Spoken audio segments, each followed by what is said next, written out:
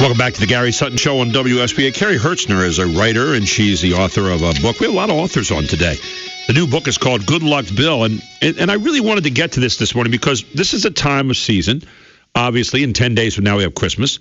And we've got, many of you have probably already attended parties, and maybe you've attended company parties and get-togethers, and maybe you've attended family get-togethers already. Who knows?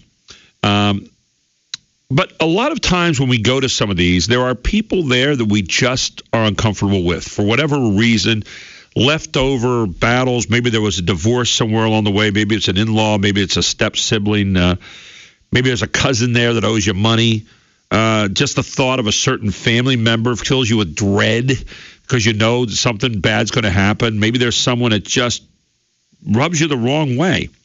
So how do you approach what should be a time of joy and togetherness and get to that part when you have all this kind of hanging on to you, right?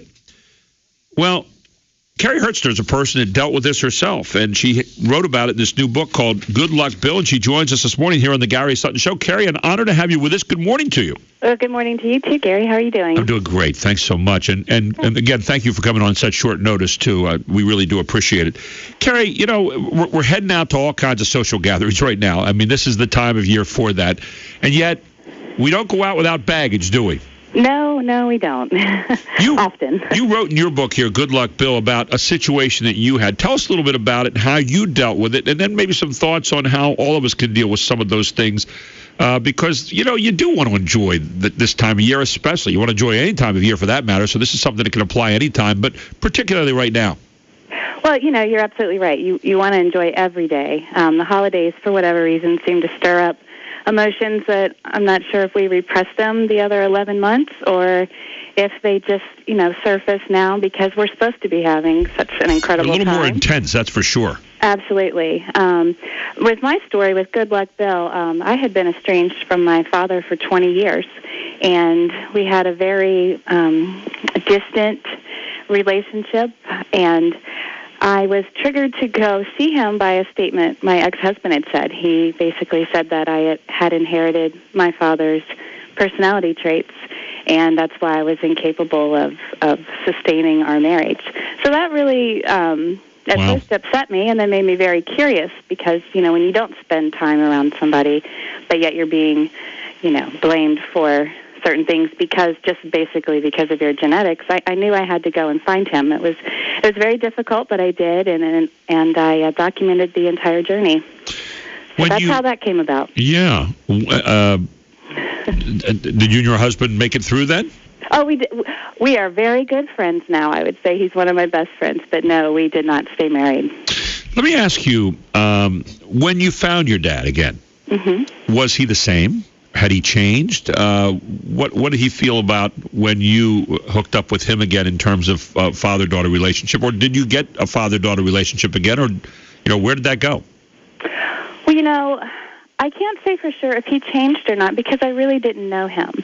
I had just snippets of memories from when he was like a magician. He would appear randomly and then he would disappear and you know, you'd be sitting there like a child waiting for the magic to reappear and most of the time for me it did not. So I didn't have a solid relationship enough with him to know exactly even how he was.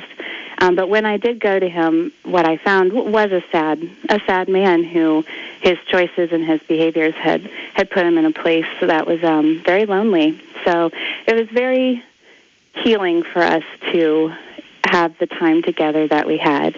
What kind of things, and again, not to be too personal here, but obviously... Oh, it's okay. I write memoir. You can ask me anything. So, you know, what kind of things did you talk about? I mean, what was the very first thing you said when you saw him again?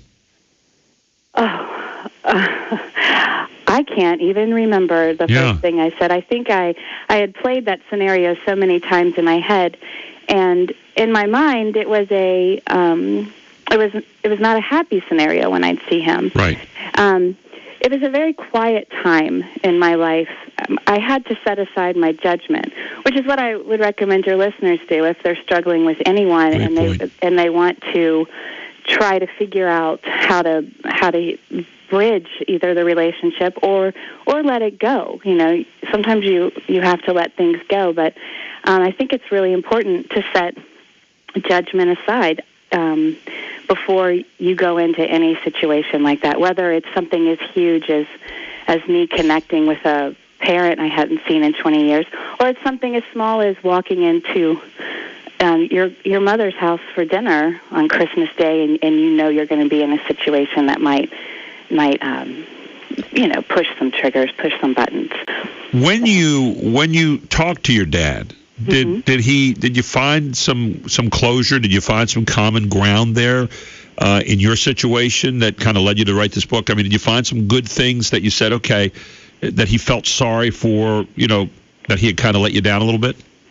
Absolutely. I found a lot of clarity and definitely compassion for him. It was a really powerful experience, setting aside the judgment and the past and just sitting there and actually hearing his side of the story. I think sometimes when we've decided something is a certain way and it's in a negative way, we look for the negative no matter what. And it was very healing to go and just spend time with him, not looking for that negative thing and being open. And what I learned about him, I really related to. We're all human. It's not like he's a totally different species than I am. I mean, even though I was profoundly hurt by his actions as a child, I was able to sit there and hear about his childhood and his side of the story. And also, he taught me a lot of lessons. He made some really bad decisions. And so by listening to his story, I was able to better make decisions going forward. At least, hopefully, I'd like to think I have been. But it took a lot of, I'm going to go ahead and say, bravery to just go sit there and I mean, I obviously was talking to him about what was going on in my life, too, right. But for both of us to set aside, for him to set aside his past so he didn't hate himself. I mean, he didn't like himself much when I found him. And for me to set aside his past so that I didn't, hate him was really important. And I think, how we had to start the conversation. You went on this search to find, and again, we're talking about what you can do out there during the holidays to maybe bury the hatchet, not in the person, by the way, somewhere else, away from some of the problems that you may have with somebody when you get to social gatherings. But, you went there kind of in search of yourself a little bit, too, because you basically, your husband kind of laid the challenge to you that, you have some of the same traits your dad did. So you went there in search of that. How much of that did you find you possessed your dad had, and how much was not there? Well, not to sound cliche, but we have heard the saying that usually what you do not like in a person is something they mirror back in you. Uh-huh. And I will admit that a lot of the things that he, believes in and the way he kind of went forward in his life, I certainly still do the same things, So my husband had a point in the sense that we did think alike and we did do certain things a certain way that I wasn't even aware of until I spent time with him. So, if you are struggling with someone out there, as painful as it might be, turn the mirror around and say, well, why does this person upset me so much? And is that something I do that I don't want to admit that I do? And try to work through that. I mean, it's not as difficult as it sounds. It's nothing to be taken lightly. I mean, that's some pretty heavy stuff to work with. Oh, absolutely. Now, what did you take away from all this? I mean, this experience, and then apply it to, people now that are heading out into the holiday parties or heading out to get together with family, and you want to sit down, and yet there are things that just annoy the heck out of you. Maybe you had a divorce. Maybe that's left over. That could certainly be powerful. Maybe you have a mother-in-law or a father-in-law who just never quite approved, and you're trying to get their approval. All those kind of things. So the lessons that you learned here, what were they? And then how do you take those and apply those out in some of those other situations, if that's not too tough a task here in asking that? Well, the lesson I learned was that anytime you try to not assume and you maybe take a step back and consider where that person's coming from, you can remove yourself from taking everything they do so personally. As I said before, if you go into a situation and you assume it's going to be negative, you're going to look for the negative. Right. If I had gone to my father and assumed it would be a battle would have certainly happened. It could have gone either way. I could have gone to his house, slammed my car door when I got out, and started, going off on him, basically. And so it's really important to just take a step back and also think about, I'm going to try to say this without sounding all yoga girly, but I think when you find and try to define the kind of person you are and think about how you're going to react to a situation before it even happens, instead of trying to define, say, the mother-in-law that never approves of you or the sibling that just won't talk to you, don't worry so much about them. Think about you and what kind of person are you, and define and practice being the best version of you. You don't have to react to how they are. You cannot control someone else's actions, but you can control your reaction to it. How do you do that?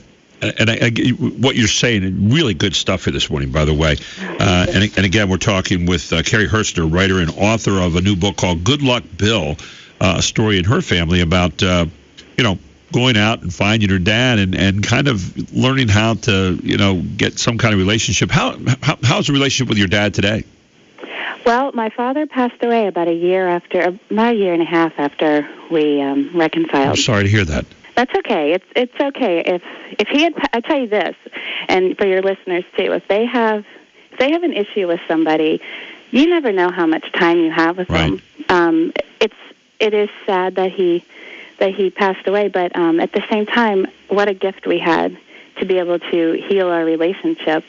And I would not trade that time for anything. Yeah. Because even though it still wasn't perfect, now we did not end our time together skipping down the lane holding hands underneath a rainbow by any means. But it's important to consider, our time can we're not in control of our time here. Not to bring anybody down. It can end very quickly. Yeah. So when you look back at that year and a half now, and you say, okay, but it sounds like I feel good that I made the contact. I feel good that we now had the relationship, and I feel good that we had that year and a half. As you said, it's one of those invaluable kinds of things. What did you take away from that? When what as you looked at your dad, you said it wasn't skipping down the lanes to the butterflies and balloons, but it was something. It was something more than what you had before, right? Oh, absolutely. And the clarity that I had afterwards, just knowing that I was brave enough to go to him, and he was brave enough to be open. Again, if you're struggling with somebody and you're going to see them, or maybe you don't even know you're going to see them, they just reappear in your life, or you see them once a year or whatever. Somebody in that situation does need to be brave enough to step forward and possibly start the dialogue. I don't know if Christmas dinner with your family is the right place to do it, but certainly reach out, because again, you do not know what they've been through. You don't know, and so I think it's important to, if your listeners here do have someone that they're thinking about right now as they're listening to this story, consider being the person to extend an invitation to talk about, put the issues out there. I'm a big fan of putting the issues on the table, the elephant in the room, but not in a negative way. Like, can we get together and talk about this? We've all been, I'm sure, through situations, be they parties or family situations, where you didn't really like somebody, you didn't like something they were doing, or you'd heard about it, or you whatever, you had a personal thing, maybe you had an affront from them, whatever it was. And we're coldly nice. We've got that plastic smile on our faces, and we kind of, we're perfunctory, but we're really not, we're kind of being fake. Right. And it sounds to me like one of the things that you did here, that you were real, that you weren't afraid to go out and be yourself and be a real person. And that's something that sounds like would be pretty good advice to people, to be real, not to go out of your way to say to the person, hey, you're a pain in the neck and I really don't like you, but rather kind of along the lines of what you said, can we find a time sometime, I know right now is not it, maybe at a party, but geez, I'd really like to just get together with you sometime, and can we just talk? And maybe that makes it a little bit better even in that moment of that social gathering, right? Oh, absolutely. I mean, plant that seed. If it's really hanging over your psyche, that's affecting you regardless. Right. You might not be aware of it. I mean, I wasn't aware of how much my father affected me in that 20-year span, because in my mind, I had let it go, and we didn't talk about Bill. Bill's a subject we don't talk about. And as far as I was concerned, I didn't have a father. And Bill was the name of your father, I'm assuming, right? Yes, Bill's the name of my father. But I wasn't being real then. Yeah. And when my ex-husband made that comment, that made it really real very fast. And so you were living with regret. You had regret, and regret not necessarily all your fault or anything like that, but regret that he was still there instead of not being there, and that you didn't want him to be there, and yet he was there all the time. Right. I would say I was definitely living with like a sadness, and I did things to overcompensate with my own children, whereas I only had one, parent who was absent. I noticed in hindsight the way I raised my children was to the point of almost smothering during that period, because I wanted them to know I was always there. I wanted them to need me. I wanted to be everything that he was not. And so that wasn't necessarily healthy either. So even though I thought at the time that he did not affect me at all, he certainly affected almost every action that I took because of our relationship. Carrie, we're going to come back. We're going to take a break right now. Come back. I want to talk a little bit more about your book here. Good Luck, Bill. Carrie Herzner, an unbelievable story right here that maybe could help you during the holidays here. You get together and someone there is a little bit awkward with you. Maybe there's a way of sowing better seeds. We'll come back with Carrie Herzner right after this on the Gary Sutton Show on WSBA. Back after this. Welcome back to the Gary Sutton Show on WSBA with Carrie Herzner, writer and author of a new book called Good Luck, Bill. And interesting title, though. Your name, your dad was Bill. Good Luck, Bill. Where'd you come up with the title? I found a picture of my dad holding a cake that said Good Luck, Bill, and he had this huge smile on his face. He was about 35 years old, and it was about a time in his life where he had just gotten a promotion. He was moving. We were all moving to a new city, and things were really looking up. And I'd never seen him smile so big in a photo, and I knew at the time that situation was it was this promise, like things were going to be so much better. Right. And I now know that actually it was after that moment in time that his life really started to unravel. So when I found the picture, I knew I'd found my title for the book, because it also, he went through a lot and honestly could have used a little more luck. So unresolved issues, you resolved yours. Again, they weren't all perfect to resolve them, but you did it. So for people that are heading out now to family get-togethers and maybe some of the situations similar to yours, what would you say to them? How do you take care of the unresolved issues now and not turn the holidays into a nightmare, but maybe rather into something that at least is bearable or well beyond that? Right. A useful tool I use is if I'm going to be in a situation that might, there might be something that's I feel may upset me, is I'll take a moment and remind myself, it's not, you don't have to react to someone else's actions. And again, I think it's important to think about, ask yourself. I mean, I talk to myself in the mirror all the time, but you can ask yourself, what kind of person am I? Am I going to be the same as the person that I'm thinking about right now, or am I going to not be defined by them and not let them control my emotions? It can be really tricky. Yeah. I have a toddler, right? I have a 20-month-old, and this is just an example of how, to respond. But, toddlers can be difficult at times. And his new thing right now is, you'll be playing and having a good time, and he'll look straight at you and smack you right across the face. Ooh.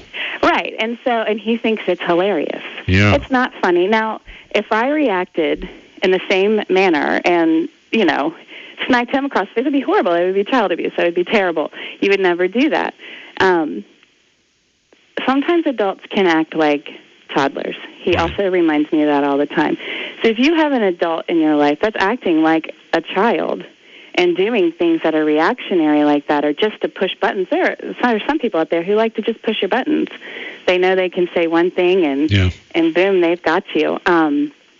Think about who you are. You're not the kind of person that's going to hit them back. And the other thing it seems like you've done here is you were the first to forgive. And that, it seems to me that if we can kind of get around to that and also remember that, the situations that we're in are, supposed to be times of joy and togetherness, and kind of focus on that, it seems like that might be a way to at least get through it. About 10 seconds left. Final thoughts.